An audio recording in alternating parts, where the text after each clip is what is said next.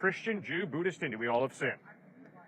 Part of the reason we have sinned is because we're born with a readiness to sin factor. Let me give you an example. When I was 4 years old, I was in a sandbox playing, and my friend had the audacity to hurt me. So very naturally, I took up the metal truck, and I said, really? Bam! Never seen that behavior model before, but I very naturally took up the metal truck, slammed it on my playmate's head, and it wasn't pretty. I am a sinner. That's my son over there, walking this way.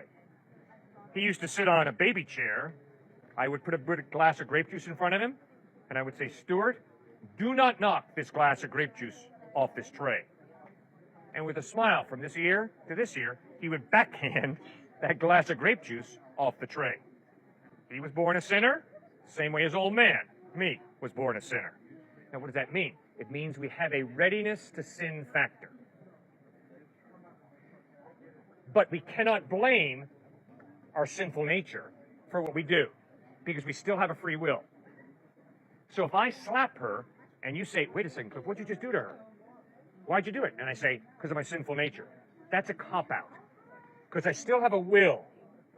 And you see, here's the challenge. The challenge for me is to overcome my sinful nature with my will and make responsible decisions. And that's why the whole line of thinking at Texas State University, which is, I was born with this desire, therefore it's good, is a crock.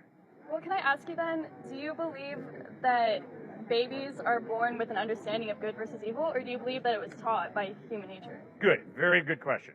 I'll answer this and then Stuart, you answer it. I am convinced that my little granddaughter, who is 6 months old, his daughter, has no understanding of what good and evil are. But I am convinced that when she comes of age, and I think for different people that's different, she will develop her own understanding of good and evil. Will that understanding be heavily influenced by her environment? Yes, ma'am. Will her understanding of good and evil be limited by her environment? No. Once again, smack.